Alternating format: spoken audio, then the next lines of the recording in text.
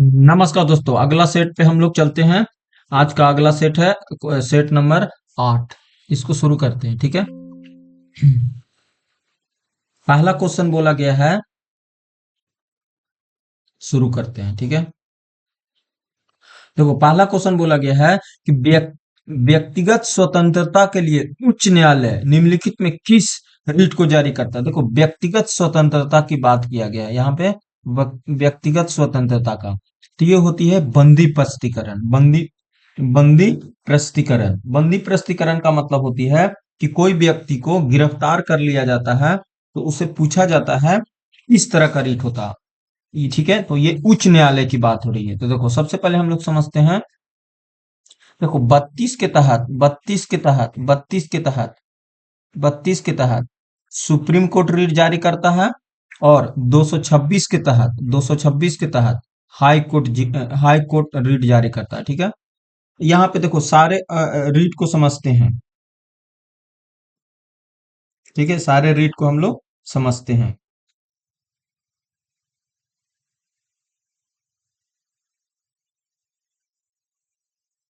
ठीक है। देखो, सबसे पहला आता है चलो, बंदी प्रस्तुतीकरण को ही समझते हैं क्या होती है। बंदी बंदी प्रस्तुतीकरण, बंदी प्रस्तुतीकरण,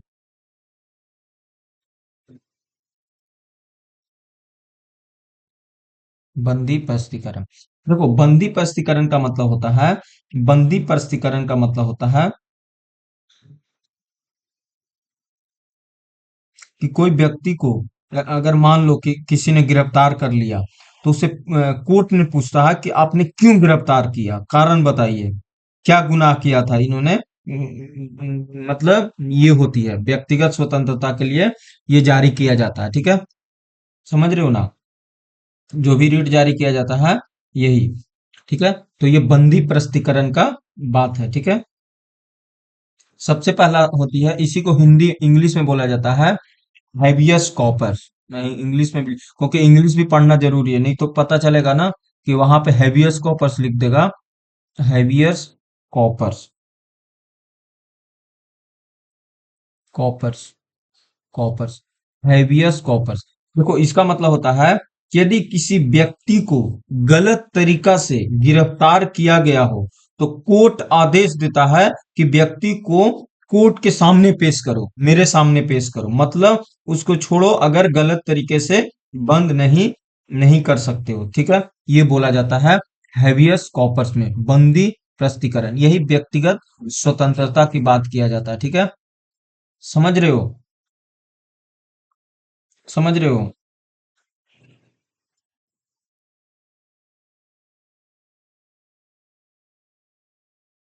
ठीक है। अब देखो, ये होती है बंदी प्रस्तुतीकरण, हैबियस कॉर्पस, हैबियस कॉर्पस, बंदी प्रस्तुतीकरण। और ये दोनों सुप्रीम कोर्ट भी जारी कर सकता है और हाई कोर्ट भी जारी कर सकता है, ठीक है। हैबियस कॉर्पस, हैबियस कॉर्पस, ठीक है। हैबियस कॉर्पस, बंदी प्रस्तुतीकरण, बंदी प्रस्तुतीकरण, ठीक है। बंदी प्रस्तुतीकरण, बंदी प्रस्तुतीकरण, समझ में आ गया। अब समझते हैं हम लोग आगे फरमादेश। फरमादेश क्या होती है? फरमादेश होती है जब कोई आदेश देते हैं, मतलब आदेश दिया जाता है नहीं कि आपको इस तरह का फॉलो करना होगा। एक उच्च न्यायालय से निम्न न्यायालय के क्या किया जाता है, आदेश दिया जाता है, ठीक है। बंदी, तो इसका आंसर क्या हो जाएगा? इसका आंसर डी हो जाएगा, ठीक है। यहां तक क्लियर।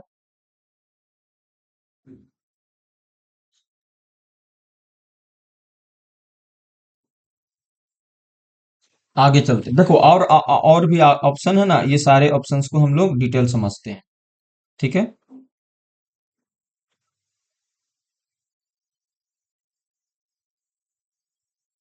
ठीक है, आगे चलते हैं। हाँ, देखो, एक होती है फर्मादेश।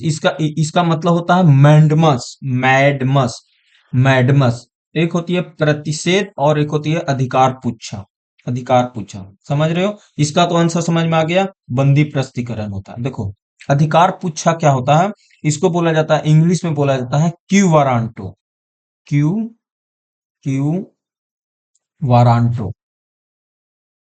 वारांटो, quo warranto, quo warranto English में इसको कहा जाता है, क्यू वारांटो। देखो क्यू वारांटो क्या होती है, जब रीट जारी किया जाता है ना, तो कोर्ट को ये देखने के लिए रीट जारी करती है कि कोई व्यक्ति इस अधिकार से किसी सरकारी पद पर बैठा है। अधिकार पूछा, अधिकार पूछा का मतलब होता है, जैसे मान लो कि कोई आपने बहुत बड़ा पोस्ट पे आप बैठ गए हो, पोस्ट पे बैठ गए हो, और उसकी क्वालिफिकेशन उसकी योग्यता क्या थी, टर्म कंडीशंस क्या थी, बहुत सारे रूल रेगुलेशंस क्या थे, उसको आपने फॉलो नहीं किया, उसको आपने फॉलो नहीं किया, तो फिर क्या होगा, फिर क्या होगा, कोर्ट आपसे पूछेगी कि आपका क्या अधिकार था, कि आप इस पे आपने क्या बोलते हो, आप किस अधिकार से आप इस पोस्ट पे बैठे हो। अवैध तरीका तो आपने नहीं इस सरकारी पद को हासिल किए।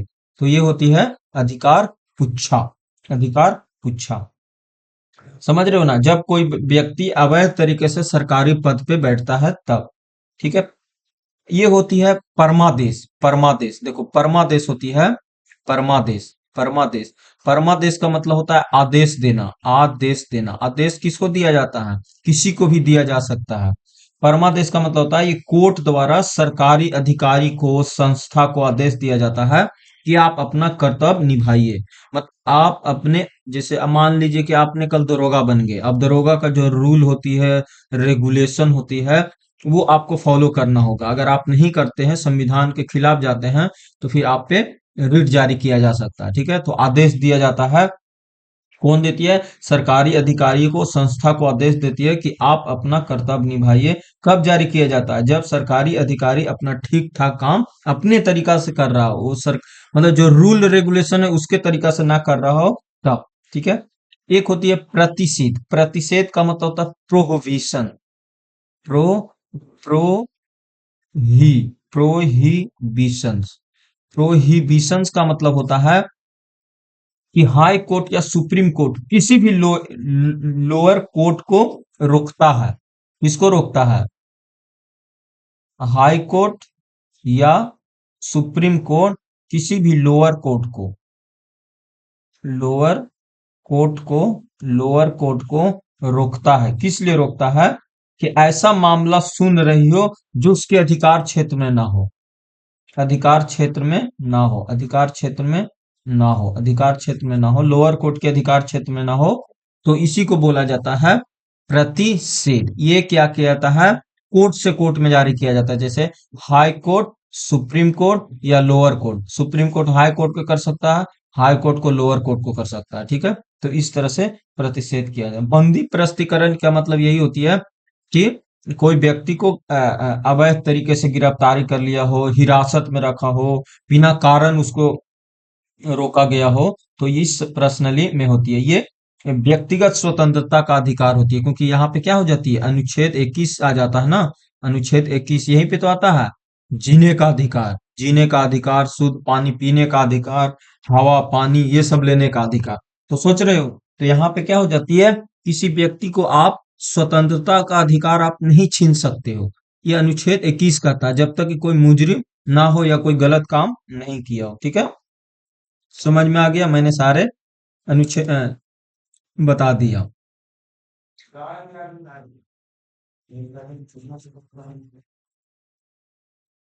अधिकार पूछा शॉर्ट में समझते हैं। अधिकार पूछा मतलब होता है कि कोई भी पद पे आप हो तो उसका अधिकार क्या है, उसकी क्वालिफिकेशन क्या है।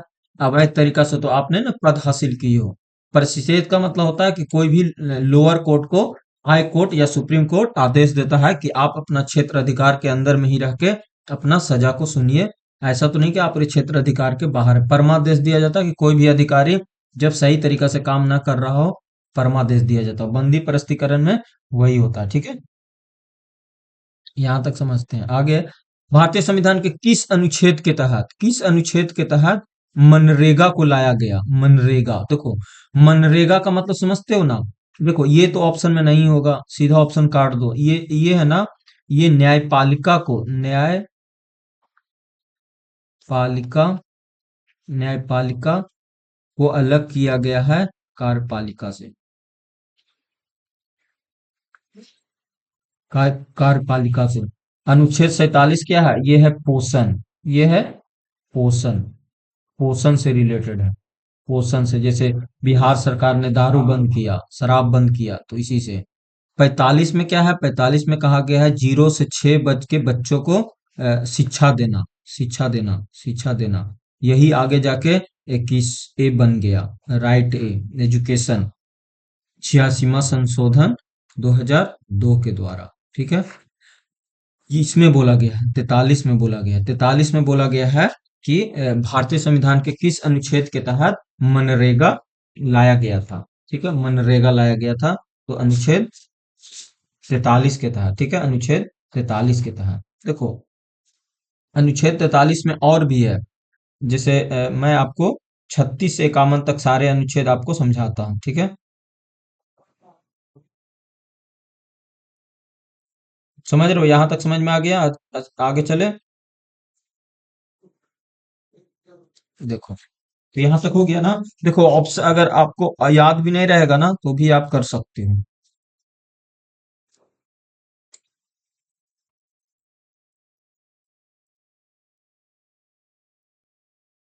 36 से 51 तक फिर से एक बार रिपीट करते हैं, पिछले सेट में भी आया था। ऐसे क्या होगा ना, याद हो जाएगा, फिर जैसे ही क्वेश्चन बनेगा धड़ सुना आप मार लोगे। देखो, 36 में, 36 राज्य के नीति निर्देशक तत्व। 36, 37, 38, 39, 39A, 40, 41, 42, 43, 44, 45, 46, 47, 48, 49, 50, फिर 51, और एक और है 48A, 48A, ये भी बोला गया। देखो, 36 में क्या कहा गया? 36 में कहा गया है, 36 में कहा गया है, परिभाषा बताया गया किसका? राज की परिभाषा। राज कौन हो गए? प्रधानमंत्री, मुख्यमंत्री, संसद, लोकसभा, राज्यसभा, विधानसभा, विधान परिषद, ये सब क्या है? सब राज्य है। राज्य वो होती है जो सरकारी संस्था होती है, जिसके पास कुछ ना कुछ अधिकार होती है, वो मौलिक अधिकार को हनन नहीं कर सकता है, या उसके पास पावर होती है, उसी को राज कहा गया। यहाँ 36 में राज है और 12 में भी राज है। अनुच्छेद 12 और 36 में राज की परिभाषा दिया गया। 37 में कहा गया है कि डीपीएसपी जो होगा, डीपीएसपी जो होगा, वो न्यायालय में लागू नहीं कर सकते हो, लागू नहीं कर सकते हो। ये सरकार के लिए, राज्य के लिए एक रिस्पॉन्सिबिलिटी दिया गया है। ठीक है, जैसे मान लो कि बिहार सरकार ने एजुकेशन सही नहीं कर पाया, सड़क सही नहीं बना पाया, बिजली, पानी, ये सब नहीं कर पाया, तो क्या आप कोर्ट चले जाओगे? नहीं, कुछ नहीं कर सकते हो, क्योंकि ये कोर्ट में जस्टिसेबल नहीं है। हाँ, लेकिन मौलिक अधिकार को कोर्ट में ले जाया जा सकता है। आप कहोगे मौलिक अधिकार में क्या? जैसे मान लो कि आपके घर के पास में कोई बड़ा इंडस्ट्री लगा दिया है, इंडस्ट्री लगा दिया, आपका घर है, होम था, और इंडस्ट्री लगा दिया है, और यहाँ से लगातार गैसेस आ रही है, और आपका हेल्थ खराब कर रहा है, आपका पूरा हेल्थ खराब कर रहा है, तो ये आपका मौलिक अधिकार को हनन कर रहा है। तो यहाँ पे आप जा सकते हो, कहाँ? कोर्ट। तो ये बोला गया। फिर है 38 में क्या कहा गया? 38 में कहा गया है कि सामाजिक, आर्थिक और राजनीतिक न्याय लाना। इसी में बोला गया है, इसी में क्या बोला गया है? सामाजिक, सामाजिक, सामाजिक, आर्थिक, सामाजिक, आर्थिक, सामाजिक, आर्थिक और राजनीतिक, राजनीतिक, सामाजिक, सामाजिक, आर्थिक और राजनीतिक, सामाजिक, आर्थिक और राजनीतिक, यहाँ पे बोला गया है 38 में। 39 में देखो क्या कहा गया? 39 में कहा गया है कि इसमें देखो, 39 में बहुत सारे सेक्शन है। 39 में देखो इस तरह का सेक्शन दिया गया, 39A, बी, सी, डी, ई, एफ, इस तरह से। 39 में बोला गया है ना, सरकार एक वेलफेयर, राज्य की कल्याणकारी योजना की काम करेगा, जिसमें 39A में कहा गया है। ये तो हो गया 39। 39 में सीधे क्या बोला गया है कि एक वेलफेयर राज्य की स्थापना करना। बट 39A में कहा गया है कि नागरिकों को पर्याप्त जीवन यापन के साधन मिले, ये बोला गया है। बी में बोला गया है पुरुष और महिलाओं को समान अधिकार मिले, बी में बोला गया है। सी में बोला गया संसाधनों का दुरुपयोग ना हो और बच्चों का शोषण ना हो, काम करने का उचित वेतन मिले, ये डी में है, डी में। इस तरह से स्वास्थ्य और ताकत की रक्षा हो, ये सब सेक्शन में मिला है। 39A में देखो, 39A में बोला गया है कि निःशुल्क कानूनी सहायता। जैसे मान लो कि आपने कोई गुनाह नहीं किया और अब कानून के शिकंजा में फंस चुके हो और आपके पास पैसा नहीं है कानून लड़ने के लिए, तो राज्य सरकार आपको मदद करेगी, फ्री वकील देगा, मतलब एक सरकारी वकील दिया जाएगा उस कानून को लड़ने के लिए। जिसे देखते हो ना, कभी कोर्ट में आप जाते हो, कोर्ट में जाते हो तो वकील जो होती है वो बोलती है आपका वकील कहाँ है, तो बहुत से लोग देखते हो ना, नहीं सर मेरा कोई वकील नहीं है, मैं उतना हायर नहीं कर सकता हूँ। तो देखता है कि केस काफी लचीला है और काफी इम्पोर्टेंट है, तो सरकार से नोटिस देके उसको से सरकारी वकील मंगवाया जाता है। 40 में क्या कहा गया है? 40 में कहा गया है एक पंचायती राज व्यवस्था होगा। फिर अनुच्छेद 41 में है काम शिक्षा और सहायता, अनुच्छेद 41 में है काम शिक्षा और सहायता। देखो 41 के तहत ही बेरोजगारी भत्ता, बेरोजगारी भत्ता फिर दिया जाता है जो लड़कियों को बेरोजगारी भत्ता, फिर बुजुर्ग के वृद्धा पेंशन सब 41 के तहत दिया जाता है। 42 में क्या कहा गया? 42 में श्रमिकों को मानवीय काम की स्थिति, जैसे मान लो कि कोई गर्ल्स लड़की वोमेन औरत है, वो पीरियड्स के पीरियड में या उसको प्रेगनेंसी हो गया है और वो जॉब कर रही थी, तो उसको मिलना चाहिए छूट? नहीं, तो बिल्कुल मिलना चाहिए 42 के तहत। 43 में कहा गया है कि जीविका चलाने वाला वेतन होना चाहिए, सरकार का एक जिम्मेदारी बना होना चाहिए कि उचित वेतन मिले, उचित वेतन मिले। और 43A में ही समान नागरिक, सॉरी, कर्मचारियों का उद्योग के प्रबंधन की भागीदारी की बात किया गया। 43A में 44 में समान नागरिक संहिता, 45 में 0 से 6 वर्ष के बच्चे के किया गया। और 46 में एस सी एस टी और पिछड़ा वर्ग के लोगों को जीवन स्तर सुधारना, एस सी, और कमजोर वर्गों के लिए। और 47 में क्या कहा गया? पोषण स्तर को सुधारना। और 48 में कहा गया है पशुपालन कृषि को आधुनिक करना। 48A में कहा गया है पर्यावरण, देखो यहीं पे एक पर्यावरण की बात किया गया और संविधान में कहीं नहीं है, पर्यावरण की बात किया गया। 49 में क्या कहा गया? जो भी स्मारक है उसको रक्षा करे। 50 में कार्यपालिका और न्यायपालिका को अलग किया गया है। और 51 में अंतर्राष्ट्रीय शांति। ठीक है, तो ये सब बातें यहाँ था। मूल कर्तव्य का उल्लेख संविधान में कब किया गया? मूल कर्तव्य, देखो मूल कर्तव्य की बात किया गया, मूल कर्तव्य। तो मूल कर्तव्य की बात किया गया था 42वां संविधान में। 42वां संविधान संशोधन में, जब 42वां संविधान संशोधन हुआ ना, इसमें एक भाग जोड़ा गया। भाग भाग चार, चार में इक्यावन, इक्यावन का जोड़ा गया, इक्यावन का जोड़ा गया, इक्यावन का जोड़ा गया। और उसी में मौलिक अधिकार को जोड़ा गया। 10वीं मौलिक अधिकार था, फिर 11वां मौलिक अधिकार, 86वां संविधान संशोधन आया। इसमें बहुत सारे जोड़े गए। 86वां संविधान संशोधन जो हुआ, उसमें बोला गया ना कि 6 से 14 वर्ष के बच्चों को क्या होगी? राज्य सरकार की जिम्मेदारी होगी, राज्य सरकार नहीं, केंद्र सरकार की जिम्मेदारी होगी कि बच्चों को अच्छी शिक्षा दे।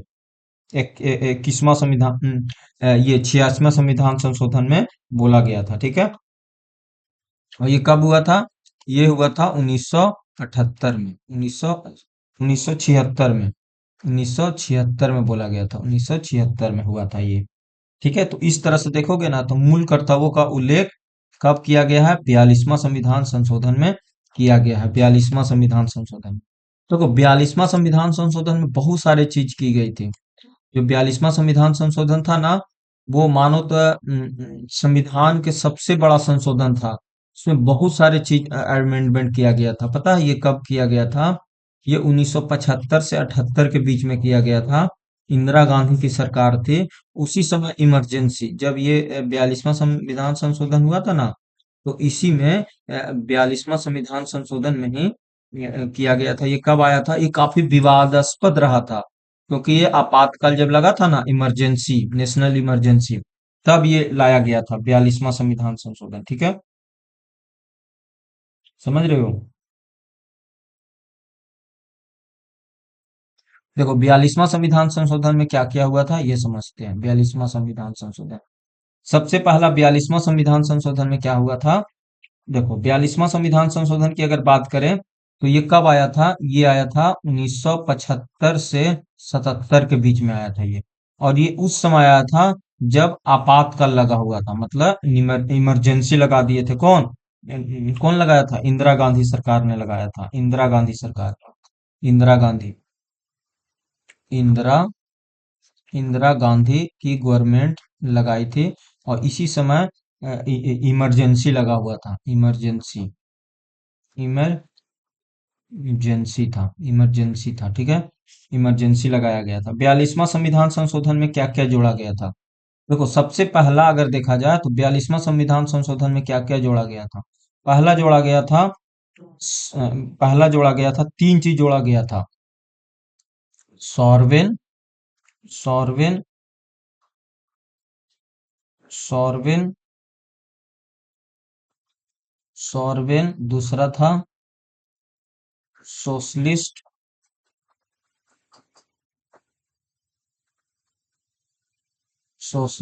और तीसरा था secular, secular secular democratic, democratic democratic और पांचवें रिपब्लिक। ये सब बातें यहाँ पे हुई थी, ठीक है। जोड़ा क्या गया था, जोड़ा क्या गया था, देखो अगर मैं बात करूं इसमें जोड़ा क्या गया था, 42वां संशोधन में क्या क्या बदला। तो सबसे पहले क्या था, सबसे पहला था, इसमें क्या था, सोरवेन था, डेमोक्रेटिक था, और रिपब्लिक था। लेकिन इसमें बाद में क्या करके सॉर्बन जोड़ा गया, सॉर्बन सोशलिस्ट सेकुलर और डेमोक्रेटिक किया गया, ठीक है। ठीक है, इसमें ये जोड़ा गया, समझ रहे हो। और भी बहुत सारे फैक्ट इसमें जोड़े गए, जैसे 39A जोड़ा गया, 39A जोड़ा गया, 39 को मजबूत किया गया। फिर इसमें ही 39A जोड़ा गया, 39A जोड़ा गया, free legal, free free legal. अरे रुको जी, इसमें थोड़ा सा मैं अच्छा से समझाता हूँ आपको, क्योंकि ये बहुत इंपॉर्टेंट है।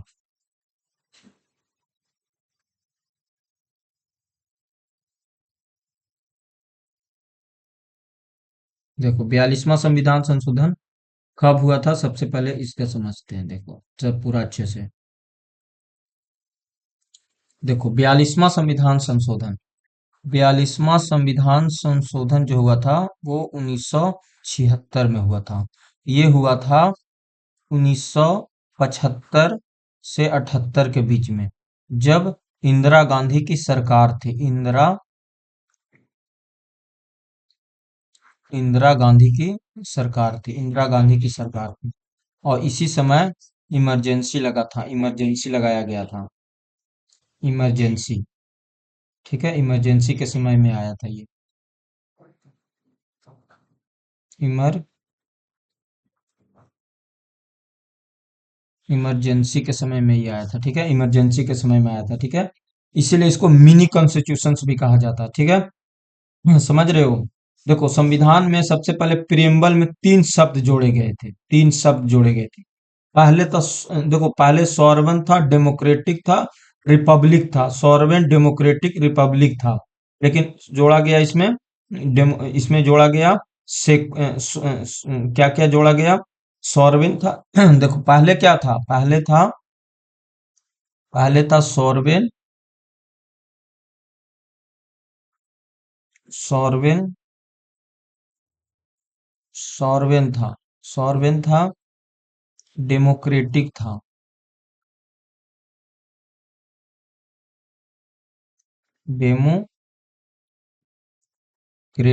डेमोक्रेटिक था और रिपब्लिक था।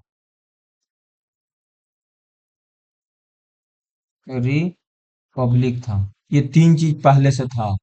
जब संविधान बना हुआ था तो उस समय तीन चीज था, सॉवरेन था, डेमोक्रेटिक था, रिपब्लिक था। जोड़ा क्या किया गया, देखो जोड़ा गया, इसमें जोड़ा गया एक तो जोड़ा गया सेकुलर, सेकुलर, सेकुलर वर्ड जोड़ा गया, सेकुलर वर्ड जोड़ा गया, सोशलिस्ट जोड़ा गया, सोशलिस्ट, सोशलिस्ट जोड़ा गया,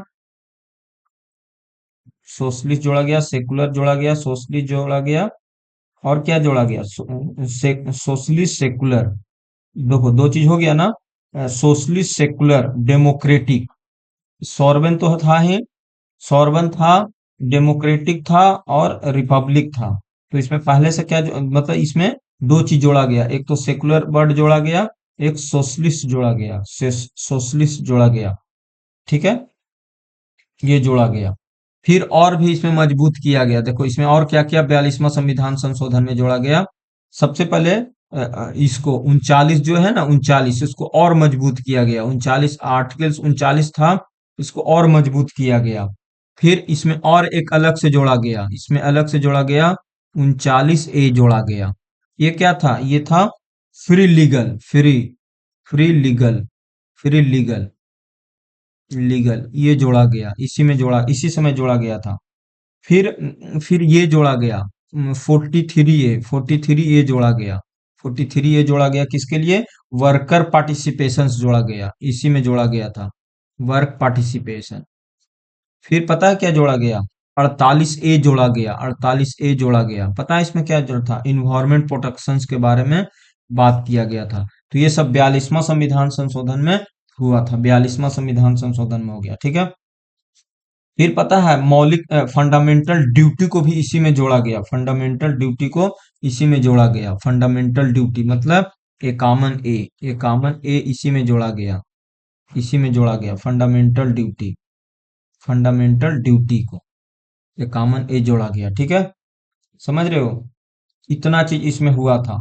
और न्यायपालिका की पावर में बदलाव किया गया, संसद की शक्ति बढ़ाई गई, केंद्र सरकार को और शक्तियां मिला, बहुत सारे काम इसमें हुए थे, ठीक है।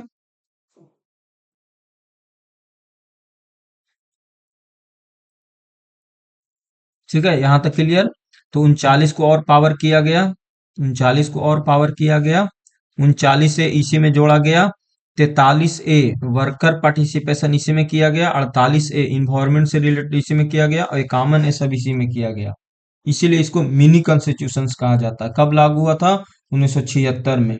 इसमें हाँ, देखो क्या क्या जोड़ा गया था, सोशलिस्ट सेकुलर और इंट्रीगिटी, इंट्रीगिटी जोड़ा गया था, इंट्री इंट्रीगेटी ये जोड़ा गया था, ये नहीं था पहले।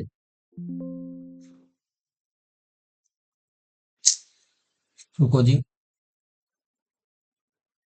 क्या जोड़ा गया इसमें,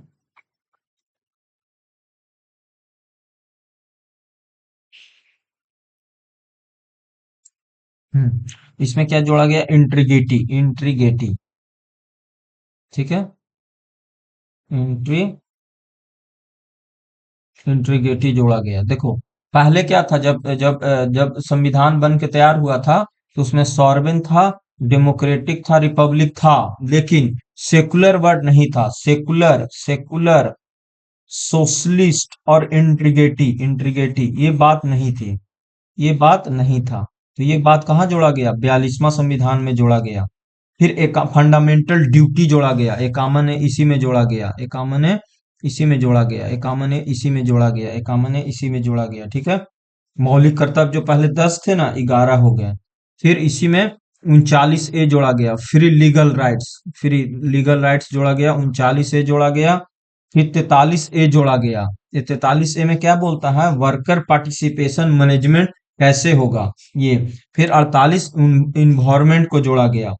फिर बहुत सारे इसमें पावर हुई थी, मेन मेन ये सब चीज था जो पूछा जाता है एग्जाम में, ठीक है, समझ में आ गया। जितना भी ए वाला है ना, सब इसी में जोड़ा गया था। तो आंसर समझ में आ गया। मूल कर्तव्यों का उल्लेख किस में किया गया था, तो 42वां संविधान में किया गया था, 42वां में। कब, ये 42वां में एक कॉमन ए जोड़ा गया था, ठीक है, एक कॉमन ए। अगला क्वेश्चन, भारत का राष्ट्रपति किसे नियुक्त नहीं करता है। तो देखो नियुक्ति की अगर बात करें तो प्रधानमंत्री की नियुक्ति की जाती है, प्रधानमंत्री की नियुक्ति किसमें की जाती है, अनुच्छेद 75 के द्वारा की जाती है। फिर है मुख्य निर्वाचन आयुक्त, उपराष्ट्रपति, उपराष्ट्रपति। फिर नियुक्ति की अगर बात करें ना, तो उपराष्ट्रपति को नियुक्त नहीं करते हैं, शपथ दिलाते हैं, ठीक है। शपथ दिलाया जाता है, ना कि उपराष्ट्रपति को नियुक्त किया जाता है। राज्यपाल को भी नियुक्त करते हैं, अपॉइंटमेंट राज्यपाल को किया जाता है। मुख्य निर्वाचन मतलब 324 करते हैं, ये भी किया जाता है। लेकिन उपराष्ट्रपति को नियुक्त नहीं करते हैं, शपथ दिलाया जाता है। भारत के राष्ट्रपति को नियुक्त नहीं करती, बल्कि अनुच्छेद 66 के तहत, अनुच्छेद अनुच्छेद 66 के तहत, अनुच्छेद 66 के तहत, अनुच्छेद 66 के तहत राष्ट्रपति के निर्वाचन में मिलकर नियुक्त किया जाता, आई एम सॉरी, शपथ दिलाया जाता। तो ये नियुक्ति नहीं होती, ठीक है, क्योंकि एक संवैधानिक पद है ना। अगला, अगला है निम्नलिखित में सूचियों को कूटीबद्ध कीजिए। देखो, कूटीबद्ध कीजिए, बहुत अच्छा क्वेश्चन है। ऐसे क्वेश्चन, ये पता है क्वेश्चन जो है ना पूछा गया था, ये हाल फिलहाल के पेपर में पूछा गया का क्वेश्चन है। देखो, सबसे पहले समझते हैं 268। देखो, सबसे पहले केंद्र केंद्र द्वारा लगाए गए संग्रहित किंतु राज्यों को दिए जाने वाला कर। फिर केंद्र सरकार द्वारा लगाए गए संग्रहित किए जाने वाले बांटने वाला कर, बांटने वाला, संघ के लिए अतिरिक्त करों का अतिरिक्त संघ। देखो, ये इसका आंसर हो जाएगा ए। देखो, ए का दो, ए का दो, ए का दो, ए का दो होगा।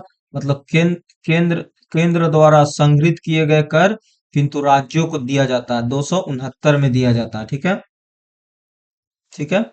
बी के वन, बी के वन, तो केंद्र द्वारा लगाए गए संग्रहित किए जाने और केंद्र और राज्यों के बीच बंटने वाला, 270 में, 270 में, ठीक है। सी के संघ द्वारा कृत करों का अतिरिक्त कर, 271 में। और संघ द्वारा आरोपित किंतु राज्यों द्वारा संग्रहित उपयोग किए जाने वाला कर, 268 में, 268। देखो, ये सब जो अनुच्छेद है ना, इसको समझते हैं एकदम सिंपल में। 200 270, देखो 68 70 71, 268 268 70, ये सब जो है ना, ये सब बहुत इंपॉर्टेंट है, हर समय पूछे रहता है,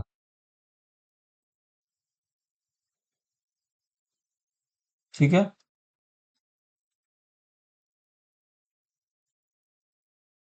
देखो, समझते हैं, इसका आंसर क्या हो जाएगा, इसका आंसर तो ए हो जाएगा, इसका आंसर ए हो जाएगा। लेकिन डिटेल समझते हैं कि इसका मतलब क्या होता है। देखो, देखो ये जो है ना, जो है, ये जैसे ये 268 में क्या बोला गया है, 268, 268। देखो, इसको बार बार पढ़ोगे तभी याद रहता, नहीं भूल जाते।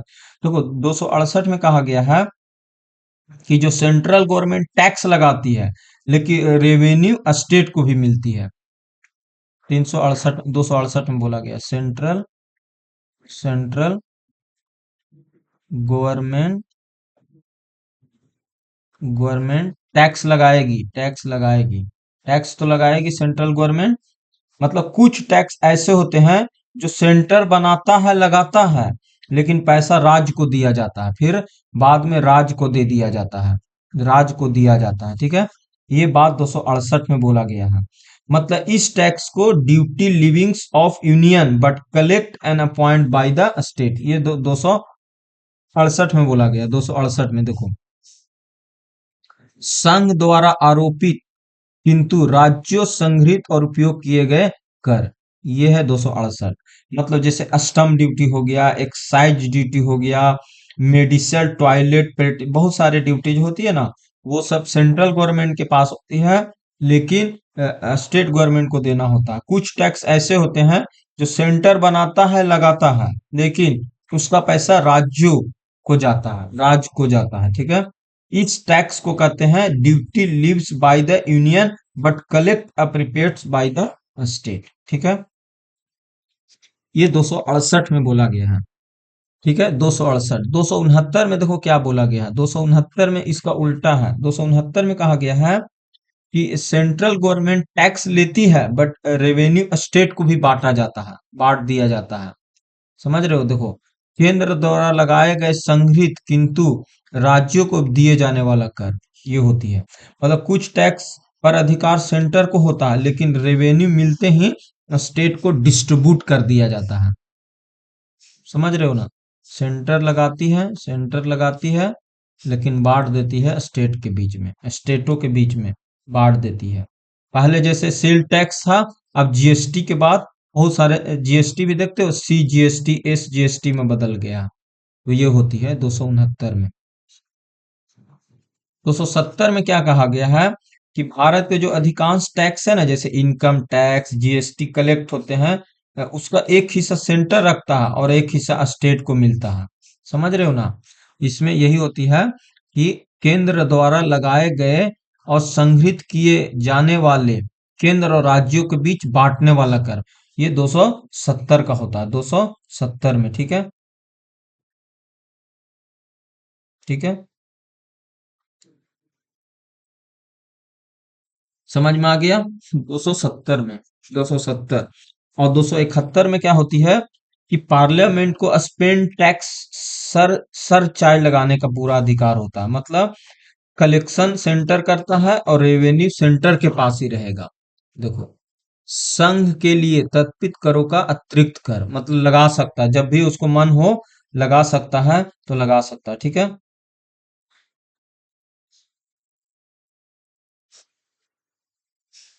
समझ रहे हो?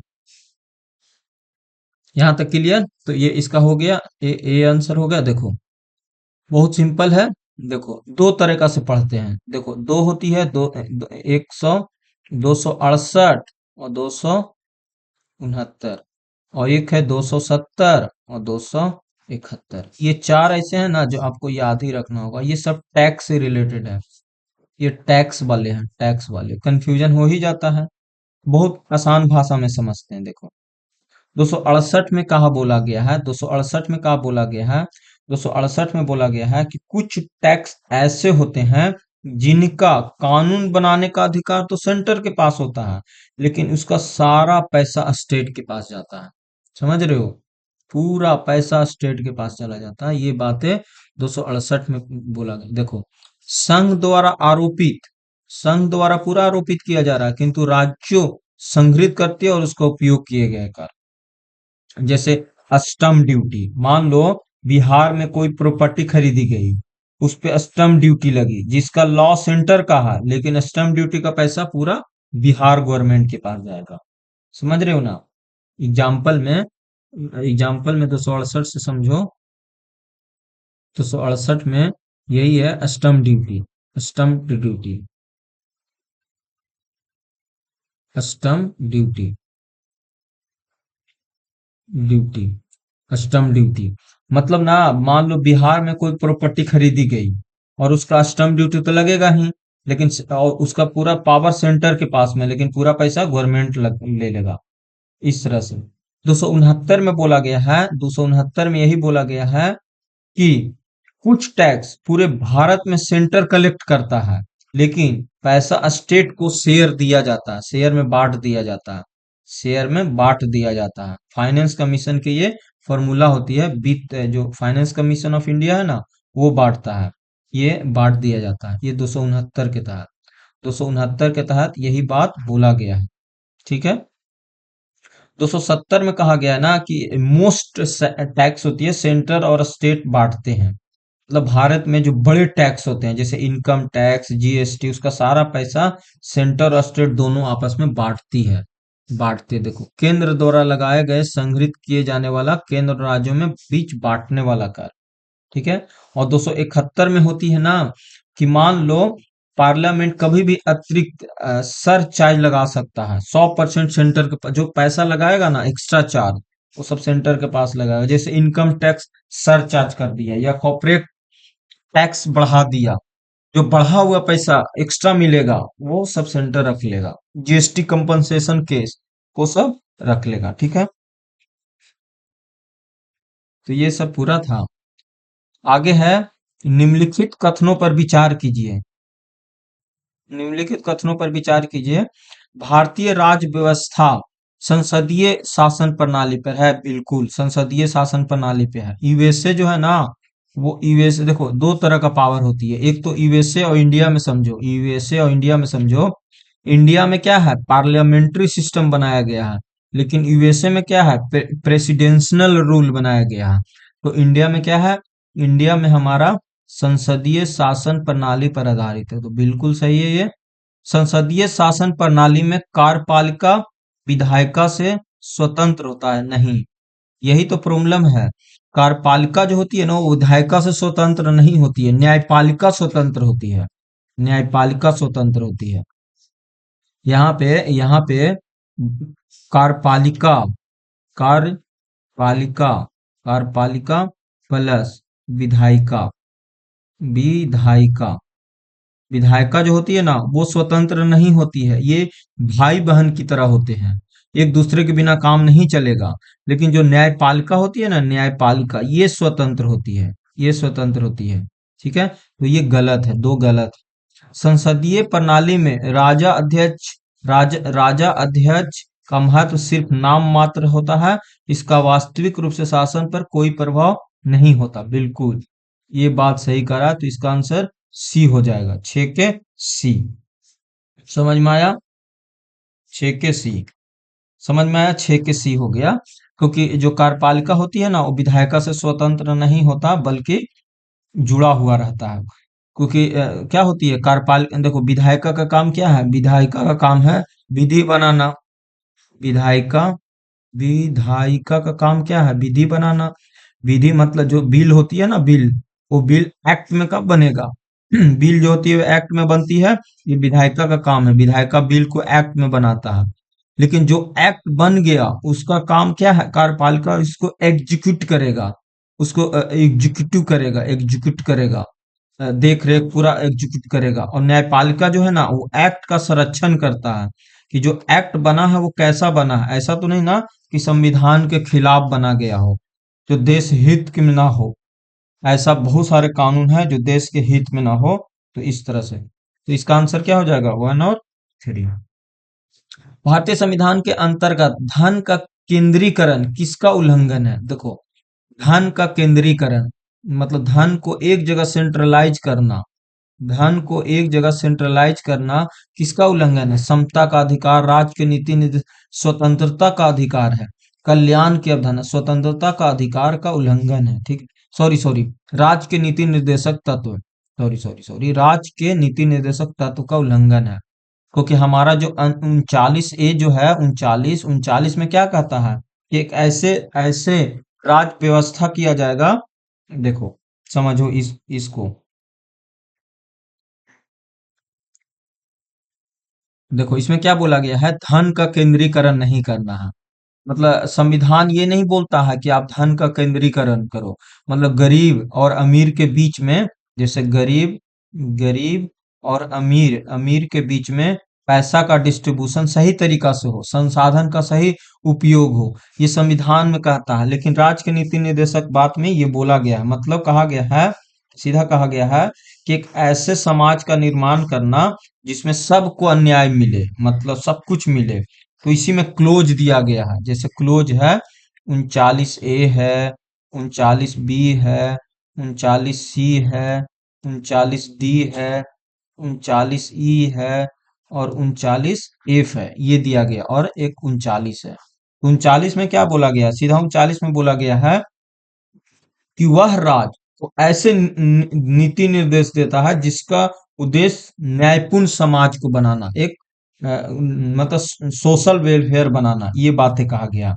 तो देखो 39A में क्या कहा गया है कि नागरिकों को पर्याप्त जीविका मिले, जीविका जीविका मिले मतलब समझ रहे हो, रोजगार मिले, मतलब सरकार को ऐसा माहौल बनाना चाहिए कि हर व्यक्ति को रोजगार या कमाने का मौका मिले, ये बात 39 के ए में कहा गया है।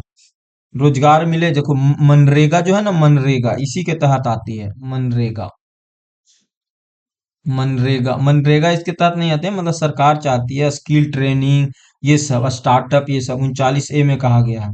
बी में कहा गया है कि राष्ट्र की संपत्ति जो हो, राष्ट्र की संपत्ति हो, संसाधन सभी हितों में हो, मतलब हर व्यक्ति को मिले, एक नीचे से नीचे स्तर को भी उसका फायदा मिले, ये 39 के बी में कहा गया। मतलब संसाधन में जैसे जमीन, पानी, खनिज कुछ लोगों के हाथ में ना जाए, जैसे कोयला खनन है, कोयला खनन का निर्माण, समझ ही रहे हो क्या हो रही है, मतलब कोल माइनिंग रूल का जो भी हो सबके बेनिफिट हो।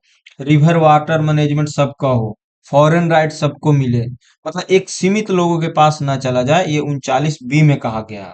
मतलब राष्ट्र की जो संपत्ति है ना, सरकारी संपत्तियां, उसको सभी हितों में उपयोग करे।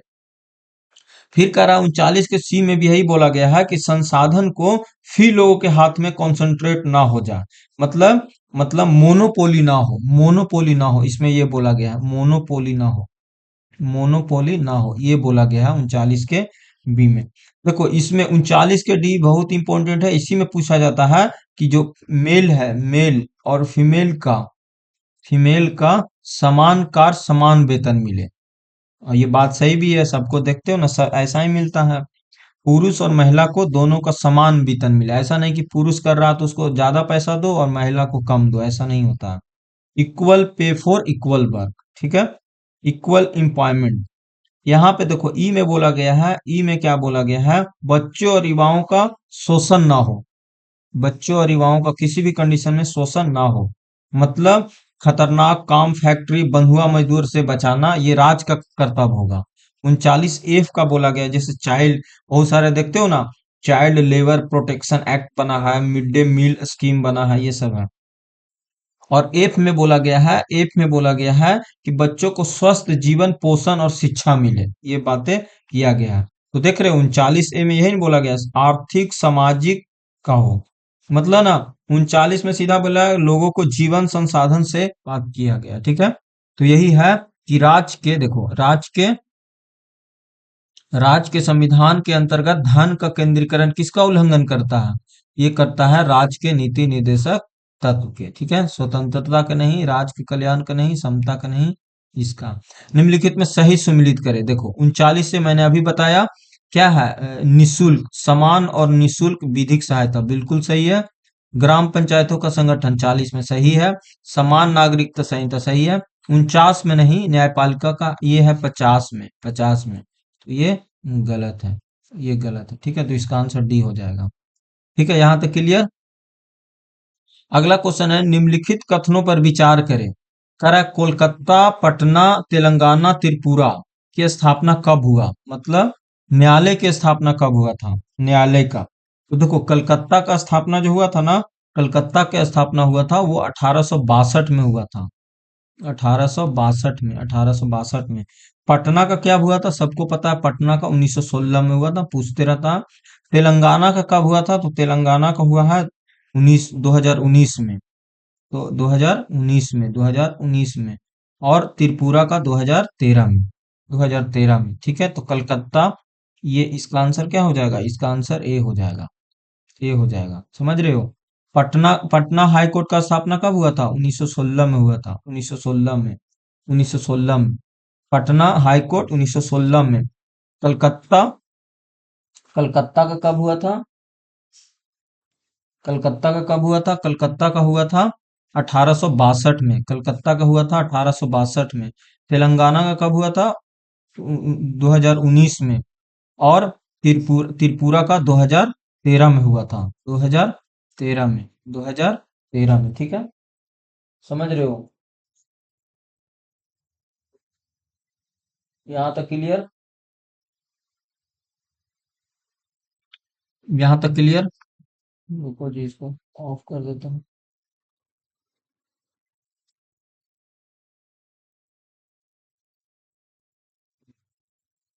तो इसका आंसर क्या हो जाएगा, ए हो जाएगा। आगे आगे का क्वेश्चन, ये समझ में आ गया ना, देखो पटना हाई कोर्ट 1916, कलकत्ता 1862, तेलंगाना 2019 और त्रिपुरा 2000।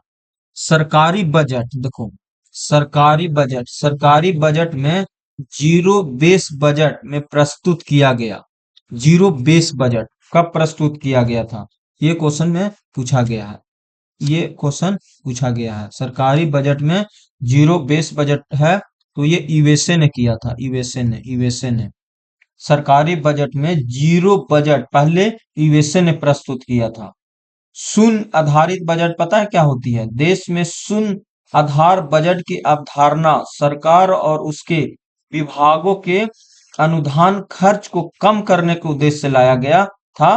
भारत ने इसे अमेरिका ने अपनाया है, भारत ने भी यूएसए से ही अपनाया, ठीक है। देश में प्रथम 1983 में विज्ञान और प्रौद्योगिकी विभाग ने अपनाया, और फिर 1986 से शून्य आधारित बजट ने सभी मंत्रालय और सभी विभागों को लागू किया गया। ठीक है। अगला क्वेश्चन है, एनएनपी में कौन सा कथन सत्य है? तो एनएनपी निकालने के लिए जीएनपी में से मूलहास माइनस करते हैं, तो इसका आंसर क्या हो जाएगा? बी। 11 के बी। 11 के बी। देखो समझते हैं 11 के बी कैसे। देखो, एक होता है नेशनल इनकम, एक होती है national income. National income. National income. National income क्या होती है? नेशनल इनकम क्या होती है? किसी भी देश के, किसी भी देश के, ध्यान से सुनना है, किसी भी देश के उस नागरिक के द्वारा, नागरिक के द्वारा एक वर्ष में, एक वित्तीय वर्ष में उत्पादित सभी अंतिम वस्तु और सेवाओं का जो मौद्रिक मूल्य होता है, उसको क्या कहा जाता है? उसको क्या कहा जाता है? National income. एक वर्ष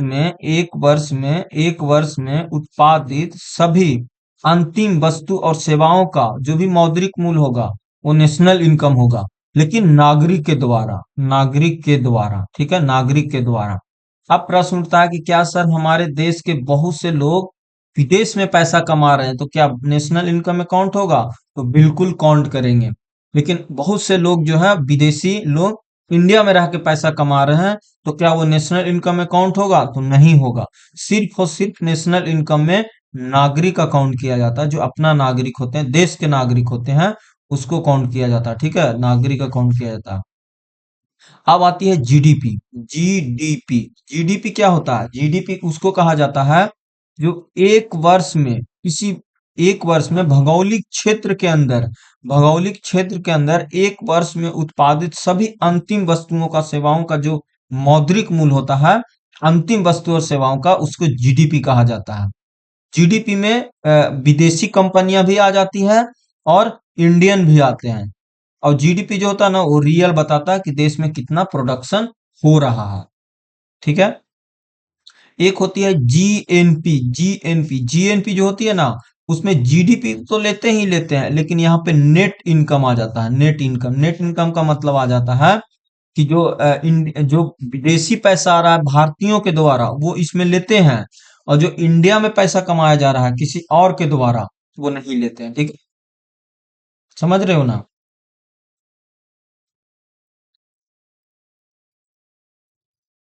तो ये जीएनपी होता है। ठीक है।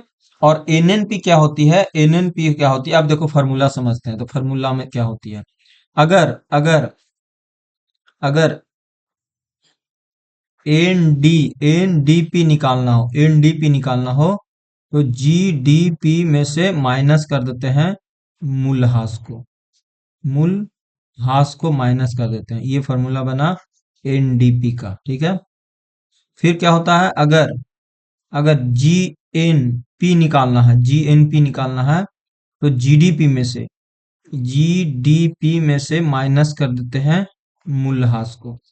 मूल सॉरी सॉरी सॉरी जीएनपी कैसे निकलता है? तो जीएनपी होती है GDP plus net net income. Net net income net income होता है। ठीक है। जीएनपी। लेकिन अगर एनएनपी निकालना हो तो जीएनपी में से माइनस कर देते हैं मूलहास को। यही क्वेश्चन में दिया हुआ है, तो इसका आंसर क्या हो जाएगा? डी। ठीक है। देखो, निम्नलिखित में कौन सा प्राथमिक घाटों का सर्वोच्च वितरण है? देखो, तीन तरह का होता है। एक प्राथमिक घाटा होता है और एक राजस्व घाटा होता है। बजट में प्राथमिक घाटा, राजस्व घाटा और सरप्लस। तो राजस्व घाटा वो होती है जो कितना इनकम किया और कितना एक्सपेंडिचर हुआ, उसका डिफरेंस। ठीक है। ठीक है। लेकिन यहाँ पे देखो प्राथमिक घाटा है। देखो प्राथमिक घाटा की बात है, एक चालू वर्ष में राजकोषीय घाटा जिसमें जिसे दो पिछली धारियों का, नहीं पिछले दो नहीं, सरकार की राजस्व प्राप्तियां और राजस्व व्यय की अधिकता से संबंधित पूंजीगत संपत्तियों के निर्माण, ये वाला ऑप्शन होगा, देखो ये 12 के क्या हो जाएगा, बी। 12 का आंसर हो जाएगा बी। सॉरी सॉरी, 12 के बी नहीं, 12 के ए होगा। सॉरी सॉरी सॉरी, 12 के ए होगा, वो मैंने ध्यान नहीं दिया। 12 के ए देखो, एक चालू वर्ष का राजकोषीय घाटा है जिसमें दो पिछली उधारियों पर ब्याज भुगतान घटाया जाता है। हाँ, यस यस, ब्याज भुगतान, प्राथमिक घाटा, राजस्व घाटा। देखो दो तरह का घाटा होता है। जो बजट वाले टर्म है ना, उसको थोड़ा सा हम लोग समझ लेते हैं।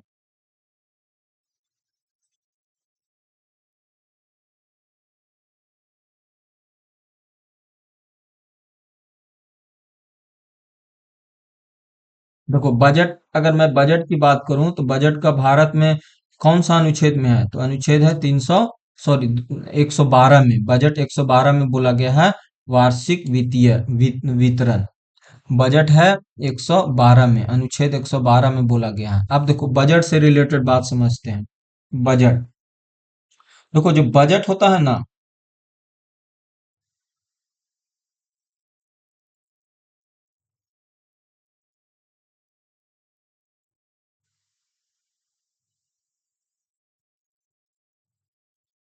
रुको रुको, हाँ देखो बजट जो होती है उसमें दो चीज होती है। एक होती है राजस्व घाटा और एक होती है प्राथमिक घाटा। एक होती है राजस्व घाटा और एक होती है प्राथमिक घाटा।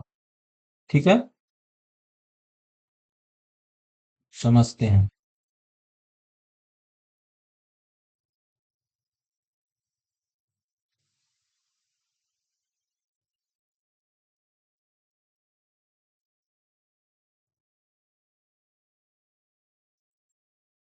बजट,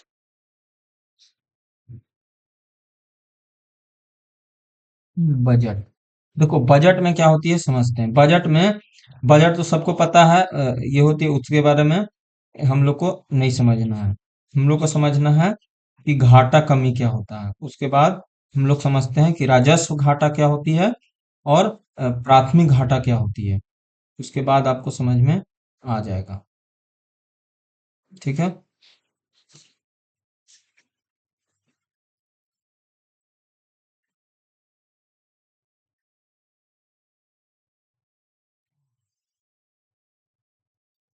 यही होती है कि एक एक वर्ष में राजकोषीय घाटा जो पिछले उधारियों पर ब्याज भुगतान घटाया गया हो। ठीक है, तो ये होती है, समझ रहे हो?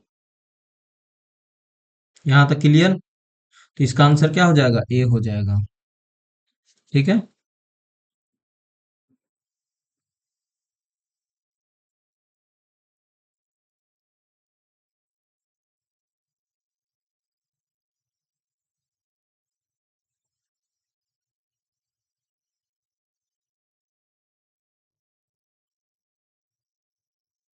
ठीक है, यहाँ तक क्लियर। आगे चलते हैं। देखो प्राथमिक घाटा क्या होती है। प्राथमिक घाटा, प्राथमिक घाटा देखो क्या होती है, सिंपल होती है प्राथमिक घाटा। प्राथमिक, प्राथमिक घाटा, प्राथमिक घाटा जो होती है वो होती है चालू वर्ष में। चालू वर्ष में, देखो चालू वर्ष में बोल रहा है ना, चालू वर्ष में, चालू वर्ष में राजकोषीय घाटा से, राज राजकोषीय, राजकोषीय घाटा से, राजकोषीय घाटा से ब्याज भुगतान जो करते हैं ना, ब्याज, मतलब ब्याज भुगतान जो करते हैं, ब्याज भुगतान जो किया जाता है, ब्याज भुगतान, वो होती है हमारा, वही होती है प्राथमिक घाटा। ठीक है, राजकोषीय घाटा, प्राथमिक घाटा, ये समझ में आ गया।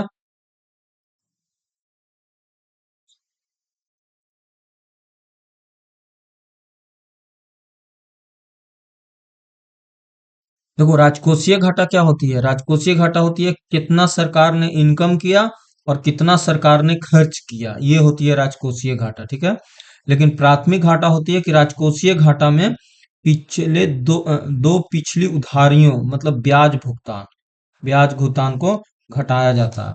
और राजकोषीय घाटा वो होती है कि सरकार का कुल खर्च में से कुल आय कितना हुआ। राजकोषीय घाटा मतलब सरकार ने कितना खर्च करती है, कितना मतलब कुल इनकम कुल माइनस में से करते हैं, तो ये हमारा राजकोषीय घाटा मिल जाता है। तो इसका आंसर क्या हो जाएगा? इसका आंसर हो जाएगा 12 के ए। ठीक है, यहाँ तक क्लियर। राजकोषीय घाटा में राजकोषीय घाटा में क्या किया जाता है? ब्याज को माइनस कर दिया जाता है। सॉरी सॉरी, राजकोषीय घाटा में प्राथमिक प्लस ब्याज को भुगतान कर दिया जाता है। ठीक है, आगे का अगला क्वेश्चन है, भारत में आरटीजीएस लेन देन की ऊपरी सीमा क्या है? ऊपरी सीमा जो है वो है कोई सीमा नहीं है, कोई सीमा नहीं है यहाँ पे। आरटीजीएस मतलब आरटीजीएस का मतलब होता है रियल टाइम ग्रॉस सेटलमेंट। यह सुविधा आरबीआई द्वारा प्रदान की जाती है। आरटीजीएस के माध्यम से होता है ग्रॉस सेटलमेंट होता है। तीन चार तरह का आपको याद होना चाहिए। देखो, एक होती है जो कभी पूछ सकता, बैंक का टर्म है ये और आपने सुना भी होगा। एक होती है एक होती है आरटीजीएस। आरटीजीएस होता है, इसका इसका फुल फॉर्म होती है real time gross settlement. Gross settle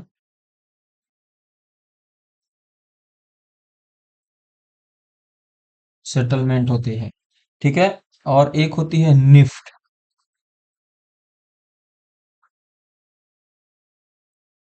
NIFT NIFT में होती है national electronic fund transfer. National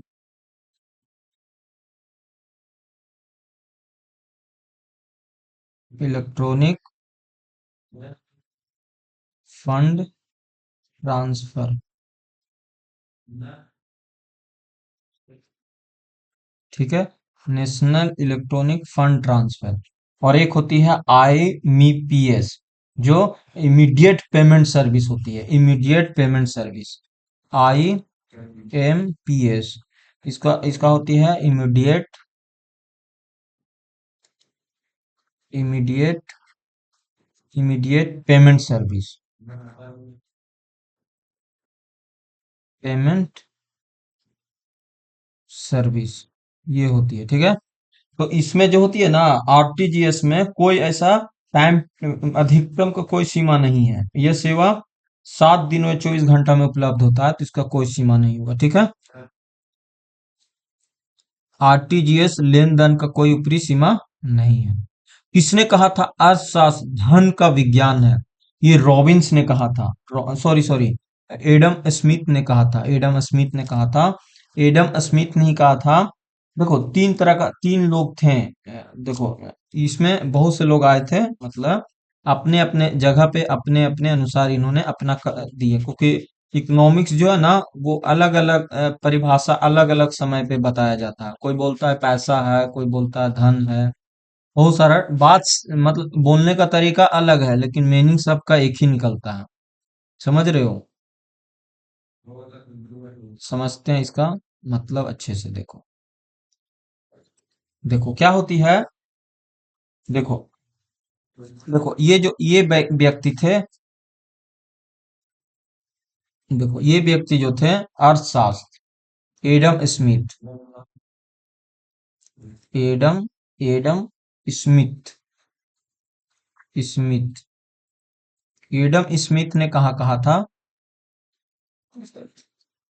देखो, एडम स्मिथ ने क्या कहा था? एडम स्मिथ ने कहा था कि अर्थशास्त्र धन धन विज्ञान है। अर्थ अर्थशास्त्र धन का विज्ञान है।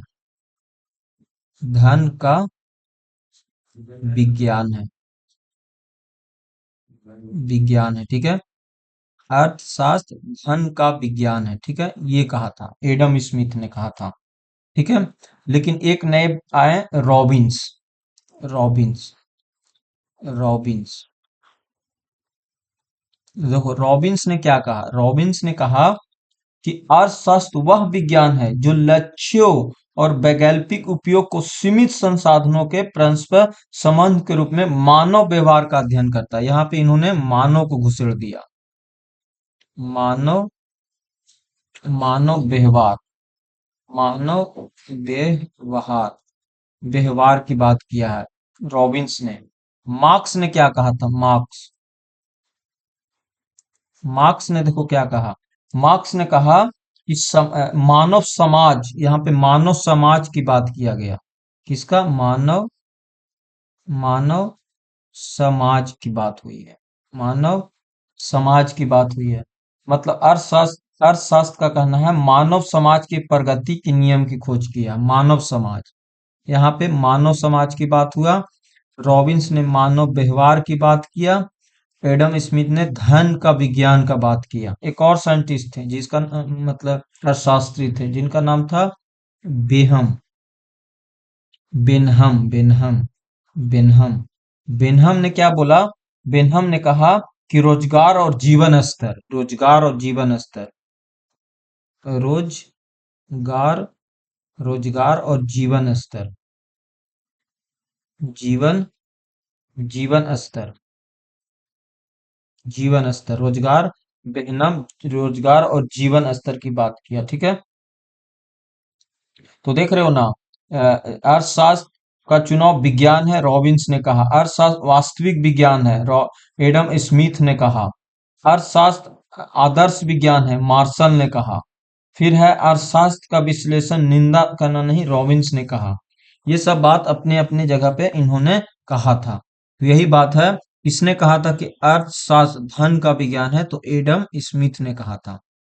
एडम स्मिथ ने कहा था। देखो अगला है ओकुन का नियम। ओकुन का नियम, ओकुन, ओकुन का नियम क्या है? ओकुन का नियम जो है वो है विकास दर और बेरोजगारी के बीच में संबंध बताता है। विकास दर और बेरोजगारी के बीच में संबंध बताता है। विकास दर और बेरोजगारी के बीच में संबंध बताता है। ओकुन का नियम है। ओकुन का नियम क्या बोलता है? मतलब ओकुन का नियम यही बोलता है, ओकुन का नियम। ठीक है,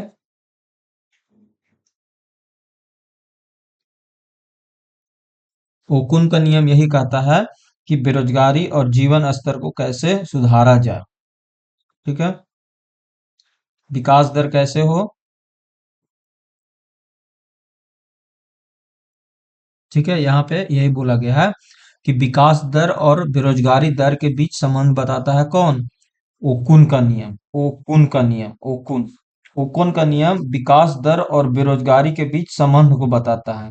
ओकुन का नियम किसी देश की विकास दर और बेरोजगारी दर के बीच संबंध बताता है, दोनों के बीच में विपरीत संबंध बताता है। ठीक है, ये बात ओकुन ने बताया है।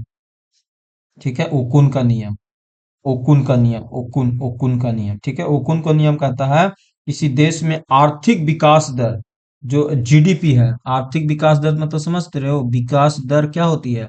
यही तो विकास दर बताता है, जीडीपी।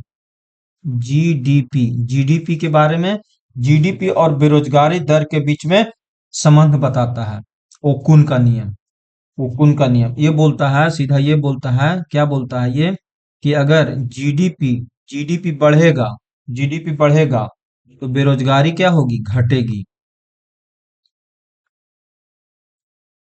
बेरोज बेरोज बेरोजगारी घटेगी। लेकिन अगर जीडीपी, जीडीपी घटेगा तो बेरोजगारी क्या होगी? बढ़ेगी। ठीक है, ये बात किसने बताया है? ये बताया है इसने। ठीक है, यहां तक क्लियर हो गया होगा। यहां तक क्लियर।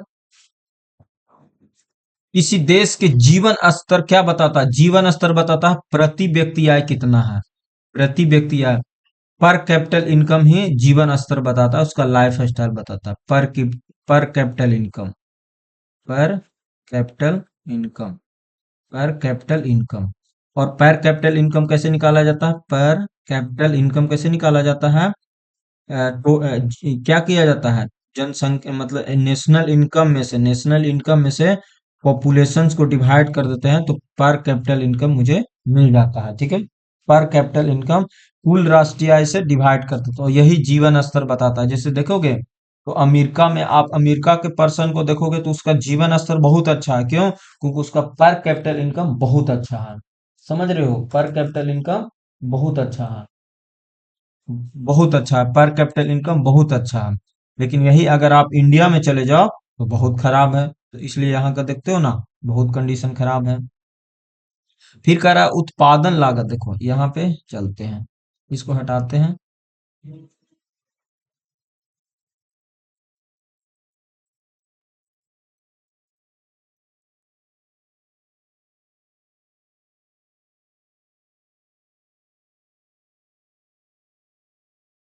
अगला क्वेश्चन है उत्पादन लागत पर राष्ट्रीय आय कैसे निकाला जाता है। तो देखो उत्पादन लागत पर कैसे राष्ट्रीय आय निकालते हैं।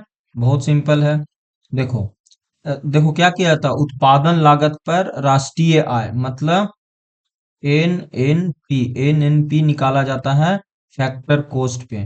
फैक्टर कोस्ट पे निकालेंगे तो जीएनपी से फैक्टर कोस्ट क्या करेंगे, फैक्टर कोस्ट से हम मूल्यह्रास माइनस कर देंगे, मूल्यह्रास माइनस कर देंगे, बस मेरा ये निकल जाएगा। समझ रहे हो, तो इसका आंसर क्या हो जाएगा, 17 के, सॉरी सॉरी, देखो निवल निवल राष्ट्रीय उत्पाद होगा, और अप्रत्यक्ष कर माइनस करेंगे और सहायता करेंगे तो ये हो जाएगा। ये तो रियल हो गया इसका। लेकिन उत्पादन लागत पर राष्ट्रीय आय कैसे निकालेंगे, तो देखो निवल राष्ट्रीय उत्पाद समझते हो, यही जीएनपी, जीएनपी, जीएनपी, जीएनपी मतलब नेशनल इनकम कैसे निकाला जाता है, NNP indirect tax, national income को फाइंड करने के लिए राष्ट्रीय, ये तो फॉर्मूला हो गया ना। नेशनल इनकम को अगर हमको फाइंड करना है तो हम लोग क्या करते हैं, N N P at factor cost करते हैं, उसमें से जो टैक्स होती है टैक्स को माइनस कर देते हैं, और सहायता को प्लस कर लेते हैं। ये होती है हमारा नेशनल इनकम। ठीक है, ये होती है। ठीक है, ये भी फार्मूला सही है, ऐसा नहीं कि ये नहीं है, ये फार्मूला होती है फैक्टर कोस्ट नेशनल इनकम पे, लेकिन हम यही नेशनल इनकम कहलाता भी है। ठीक है, समझ रहे हो, समझ में आया ये।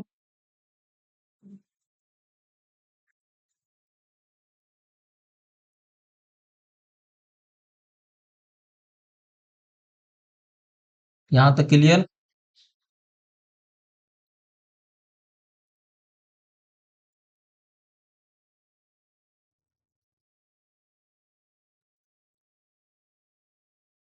समझ में आया यहाँ तक कि क्या होती है, जब भी हम नेशनल इनकम को करेंगे, देखो यहाँ पे प्लस विदेशी, देखो निवल आय प्लस विदेशी आय यहाँ से नहीं करेंगे, क्योंकि राष्ट्रीय आय में क्या, राष्ट्रीय आय में क्या कहता है, मजदूरी को, ब्याज को, किराया को, लाभ को किया जाता है। ठीक है, और फैक्टर कोस्ट पे हम जो बाजार मूल्य से अप्रत्यक्ष खर्च को घटा देते हैं, सब्सिडी को जोड़ देते हैं।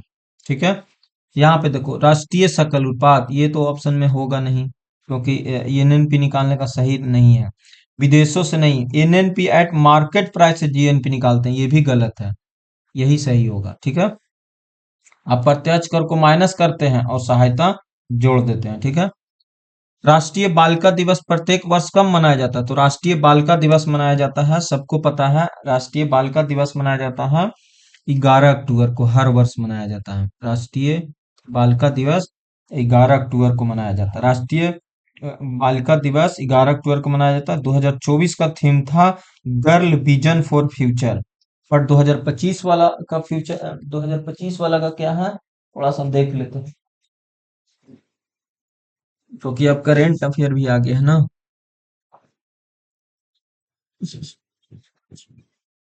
रुक जाओ, एक सेकेंड, एक सेकेंड।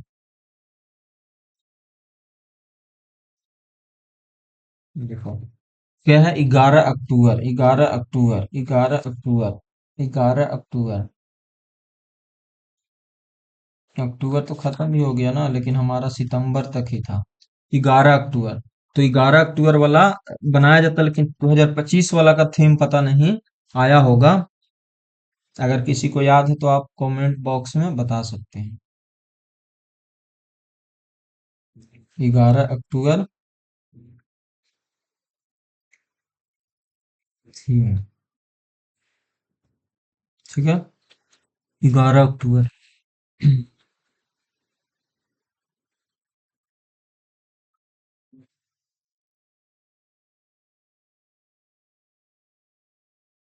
देखो ये जो होती है ना, आपको पता भी होना चाहिए, आपको पता होना चाहिए कि जो एन पी होती है ना, N N P at factor cost पे ही हम लोग क्या करते हैं, नेशनल इनकम को फाइंड करते हैं, नेशनल इनकम को फाइंड किया जाता है, नेशनल इनकम को फाइंड करते हैं, ठीक है। तो इसी में अप्रत्यक्ष कर को हम लोग माइनस कर देते हैं और सहायता को जोड़ देते हैं, ताकि हमें रियल नेशनल इनकम पता चल जाए। समझ रहे हो ना? ठीक है। देखो 2025 का थीम है, 11 अक्टूबर को मनाया जाता है, the girl I am change, lead girl on the frontlines of crisis. ये बताया गया है, इस बार का थीम है the girl I am the change I leads girl on the frontlines of crisis, ठीक है। विश्व यौन दिवस मनाया जाता है 16 दिसंबर को, 16 सितंबर को, 16 सितंबर को, from science to global action इस बार का थीम है। फिर राष्ट्रीय टीकाकरण दिवस 16 मार्च को मनाया जाता है। वैक्सीन वर्क फॉर ऑल इस बार का थीम है। अंतर्राष्ट्रीय जैव विविधता 22 मई को, hormone with nature and sustainable development इस बार का थीम है, ठीक है। करेंट अफेयर अब शुरू हो गया है।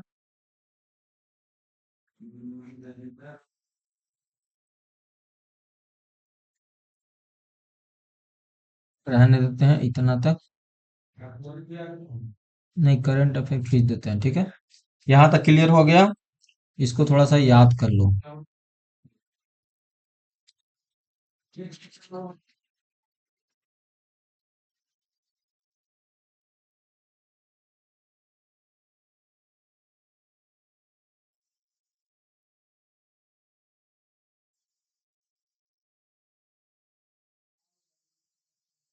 देखो 16 सितंबर, 16 सितंबर 2025 को मनाया जाता है ओजोन, विश्व ओजोन दिवस, विश्व ओजोन, ओजोन दिवस, ठीक है। विश्व ओजोन दिवस मनाया जाता है, ठीक है। इस बार का थीम है, इस बार का थीम है from from science, from science, from science, science to global action, to global action, global action इस बार का थीम है, ठीक है। फिर है, राष्ट्रीय टीकाकरण दिवस, राष्ट्रीय राष्ट्रीय टीकाकरण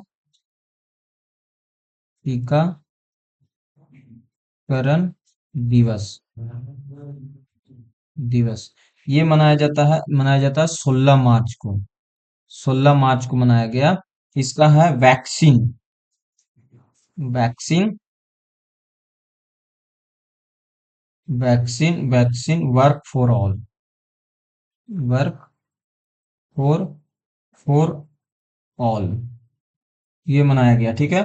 फिर रक्त रक्त विश्व रक्त दिवस 14 जून को मनाया गया।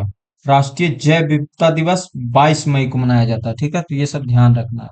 हाल ही में टाइगर ट्रम्प 2025 किस दो देशों के बीच में नौसेनाओं के बीच अभ्यास हुआ? तो ये हुआ है अमेरिका के, अमेरिका के बीच में टाइगर ट्रम्प्स हुआ है। ये हुआ, और भी था, जैसे नसीम अल बहर भारत और ओमान के बीच होता है। फिर है सिलिनिक्स भारत और श्रीलंका, वरुण भारत और फ्रांस, सी ड्रैगन बहुराष्ट्रीय है। फिर है ट्रैपेक्स भारतीय नौसेना के बीच में, ठीक है। निम्नलिखित में किस राज्य सरकार द्वारा 10वीं वर्ग में रोबोटिक शिक्षा को अनिवार्य करने वाला भारत का पहला राज्य बना? तो ये बना है केरल। केरल।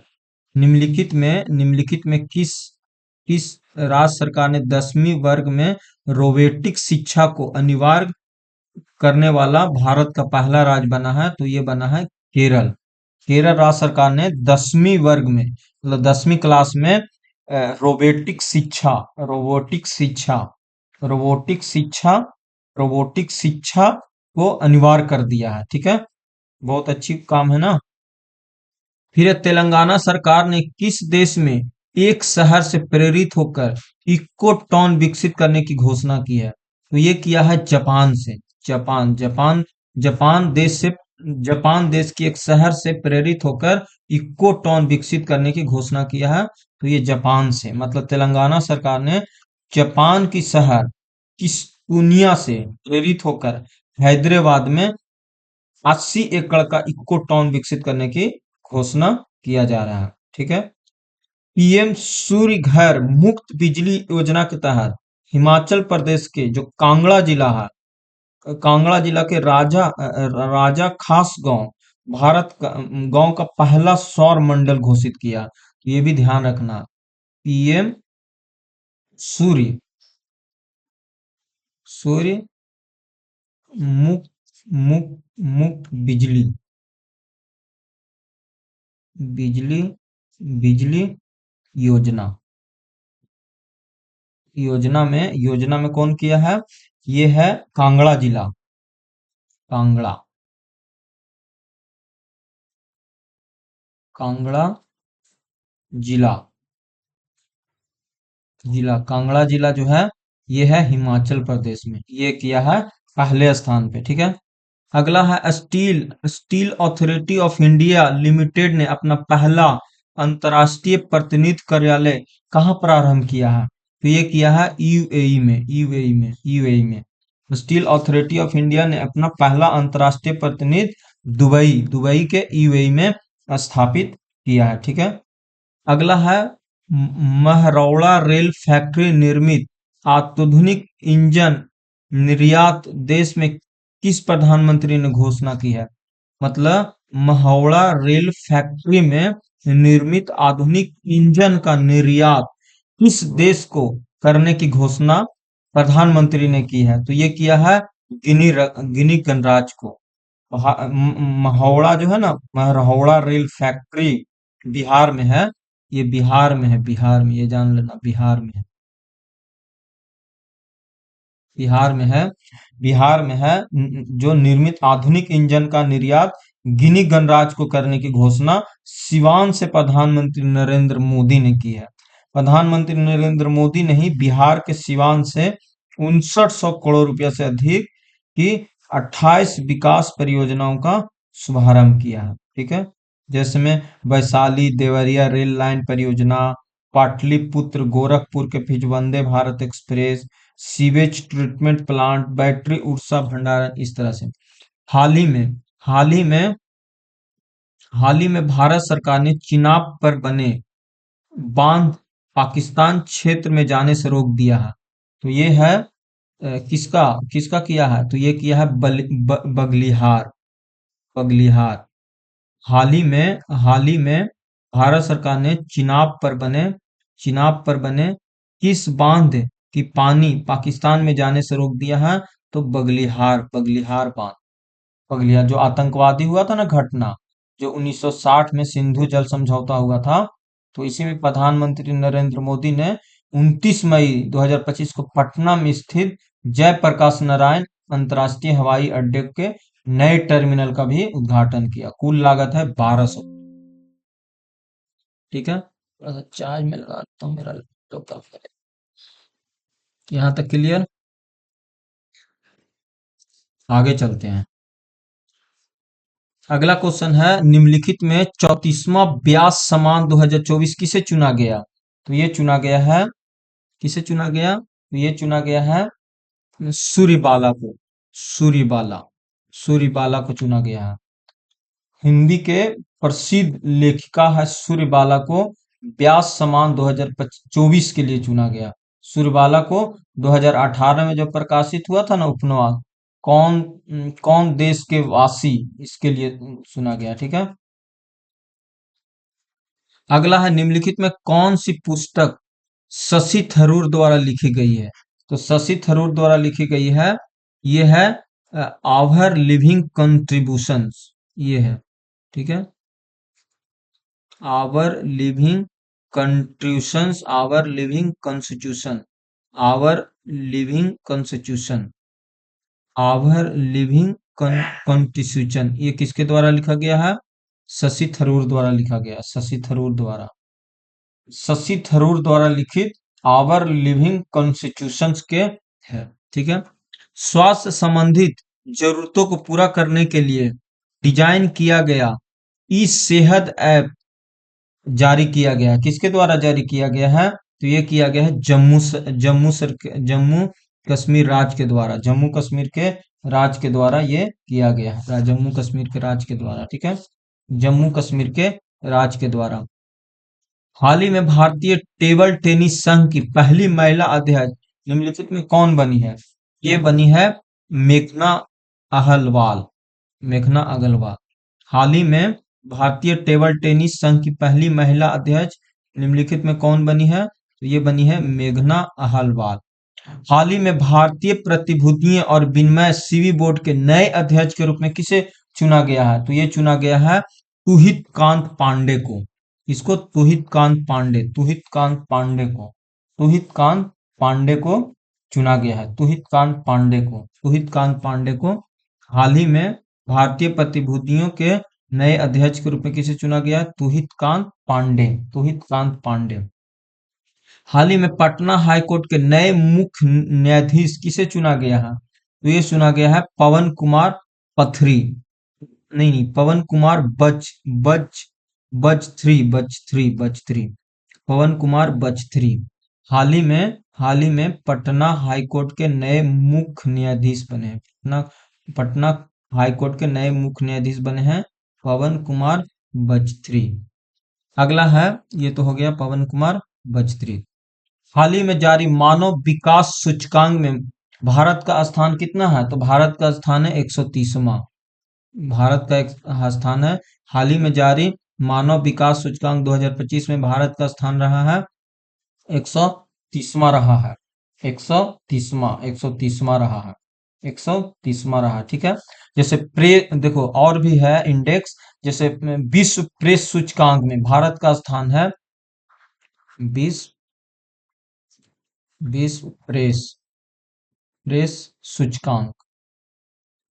मीडिया, सबको पता है क्या होता है, क्या है स्थिति अभी। 151वां है भारत का स्थान, बहुत खतरनाक हो गया है। फिर global gender gap, global gender gap, global gender gap, gender gap जो है, जेंडर गैप कौन है? ये है 131वां। ये विश्व प्रेस स्वतंत्रता सूचकांक कौन जारी करता है? ये करता है रिपोर्टर्स विदाउट बॉर्डर्स, ये करता है। और ग्लोबल जेंडर गैप करता है विश्व आर्थिक मंच, विश्व आर्थिक मंच, विश्व आर्थिक मंच के द्वारा। ठीक है। विश्व प्रतिस्पर्धा सूचकांक, विश्व विश्व प्रति